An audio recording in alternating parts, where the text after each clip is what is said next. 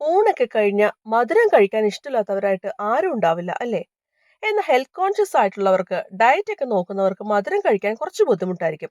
അങ്ങനെയുള്ളവർക്ക് വളരെ എളുപ്പത്തിൽ ഉണ്ടാക്കിയെടുക്കാൻ പറ്റുന്ന നല്ല ടേസ്റ്റി ആയിട്ടുള്ള തഞ്ചാവൂർ സ്പെഷ്യൽ ആയിട്ടുള്ള തേങ്ങാ തിരട്ടിപ്പാൽ എങ്ങനെ ഉണ്ടാക്കും നോക്കാം.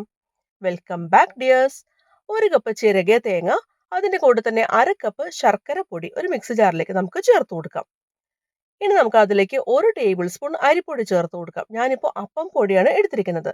അതിലേക്ക് 1/4 ടീസ്പൂൺ ഏലക്ക പൊടിച്ചതും 1/4 കപ്പ് വെള്ളം കൂടി ചേർത്ത് നമുക്ക് നന്നായിട്ടൊന്ന് അരച്ചെടുത്തിട്ടൊന്ന് കൊണ്ടുവരാം. ഒരുപാട് ഫൈൻ പേസ്റ്റ് ഒന്നും ആവണം നിർബന്ധമൊന്നുമില്ല കേട്ടോ. ഈ ഒരു കൺസിസ്റ്റൻസി ആയിട്ട് മതിയാവും. ഇനി നമുക്ക് ഒരു പാനിലേക്ക് 1 ടേബിൾ സ്പൂൺ നെയ്യ് ചേർത്ത് ഒന്ന് ചൂടാക്കി എടുക്കാം. അതിലേക്ക് 1/2 ടീസ്പൂൺ തേങ്ങാക്കൊത്ത് വളരെ നൈസായിട്ട് ചെറുതാക്കി അരിഞ്ഞിട്ടുള്ള തേങ്ങാക്കൊത്ത് നമുക്ക് ചേർത്ത് കൊടുക്കാം. എന്നിട്ട് ചെറുതീയിൽ വെച്ച് നമുക്കൊന്ന് വറുത്തെടുക്കാം. ഇത് ചെറുതായിട്ടൊന്ന് മൂത്ത് വരുമ്പോൾ അതിലേക്ക് നമുക്ക് 1/2 ടീസ്പൂൺ കാഷ്നട്ട്സ് കൂടി ചേർത്ത് കൊടുക്കാം. ഇനി ഇത് രണ്ടും കൂടി ചേർത്ത് നമുക്ക് ചെറുതീയിൽ വെച്ചിട്ട് ഒന്ന് ഫ്രൈ ചെയ്തിട്ടൊന്ന് എടുക്കാം. ഇതിന്റെ കളറൊക്കെ ഒന്ന് മാറി ഒരു ലൈറ്റ് ഗോൾഡൻ ബ്രൗൺ കളറായിട്ട് വന്നു കഴിഞ്ഞാൽ നമുക്ക് ഇത് നെയ്യിൽ നിന്ന് കോരി മാറ്റി ഒരു സൈഡിലേക്ക് വെക്കാവുന്നതാണ്. തേങ്ങാക്കൊത്ത് ചേർക്കാൻ ഇഷ്ടമില്ലാത്തവർ ചേർക്കണം നിർബന്ധമില്ല കേട്ടോ. ഇനി ആ സെയിം പാനിലേക്ക് നമ്മൾ അരച്ചു വെച്ചിട്ടുള്ള തേങ്ങയും ശർക്കരയും കൂട്ടിയുള്ള മിക്സ് നമുക്ക് അതിലേക്ക് ചേർത്ത് കൊടുക്കാം. ഇനി നമുക്ക് ചെറുതീയിൽ വെച്ചിട്ട് ഇതൊന്ന് വേവിച്ചെടുക്കാം. കൈ എടുക്കാതെ ഇളക്കി കൊടുക്കാനായിട്ട് പ്രത്യേകം ശ്രദ്ധിക്കണം കേട്ടോ. നന്നായിട്ട് മിക്സ് ചെയ്ത് ഇത് അത്യാവശ്യം വെള്ളമൊക്കെ ഒന്ന് വറ്റി വരുമ്പോൾ നമുക്ക് അതിലേക്ക് ഒരു നുള്ളു ഉപ്പ് ചേർത്ത് കൊടുക്കാം. ഉപ്പ് ചേർക്കണം നിർബന്ധമില്ല, ഓപ്ഷണലാണ്. കാരണം നമ്മൾ എടുത്തിരിക്കുന്ന ശർക്കര പൊടിയിൽ ഓൾറെഡി ഉപ്പുള്ളതാണ്. എന്നാലും ടേസ്റ്റ് ഒന്ന് ബാലൻസ് ആയി കിട്ടാൻ ഞാൻ ഒരു നുള്ളു ഉപ്പ് ചേർത്ത് കൊടുത്തിട്ടുണ്ട്. ഇനി നമുക്ക് വീണ്ടും ചെറുതീയിൽ വെച്ചൊന്ന് വേവിച്ചെടുക്കാം.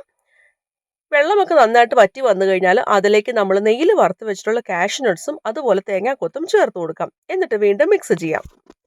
ഇതൊരു ഹൽവയുടെ പരുവമാകുന്ന വരെ, അതായത് ഈ ഒരു മിക്സ് നമ്മൾ ഇളക്കുമ്പോൾ പാനിൽ നിന്ന് വിട്ട് വരുന്ന ഒരു പരുവം അല്ലെങ്കിൽ ഉരുണ്ട് വരുന്ന ആ ഒരു പരുവം ആകുന്ന വരെ നമുക്കൊന്ന് മിക്സ് ചെയ്യാം. ഇപ്പോൾ ഇതിന്റെ കറക്റ്റ് കൺസിസ്റ്റൻസി ആയിട്ടുണ്ട്. ഇനി നമുക്ക് ഫ്ലെയിം ഓഫ് ചെയ്യാവുന്നതാണ്. നമുക്ക് ഇഷ്ടമുള്ള ഏത് മോൾഡിൽ വെച്ച് വേണമെങ്കിൽ നമുക്ക് ഷേപ്പ് ചെയ്യാം. ഞാനിപ്പോൾ സാധാരണ റൗണ്ട് ഷേപ്പിലാണ് എടുത്തിരിക്കുന്നത്. ഇത്രേ ഉള്ളൂ. നല്ല ടേസ്റ്റി ആയിട്ടുള്ള അടിപൊളിയായിട്ടുള്ള വായിലിട്ടാൽ അലിഞ്ഞു പോകുന്ന എന്ന നല്ല ഹെൽത്തി ആയിട്ടുള്ള തഞ്ചാവൂർ സ്പെഷ്യൽ ആയിട്ടുള്ള തേങ്ങാ തിരട്ടിപ്പാൽ ഇവിടെ റെഡി ആയിട്ടുണ്ട്. നല്ല സോഫ്റ്റ് ആണ് കേട്ടോ. നമുക്ക് കാണുമ്പോൾ തന്നെ അറിയാം.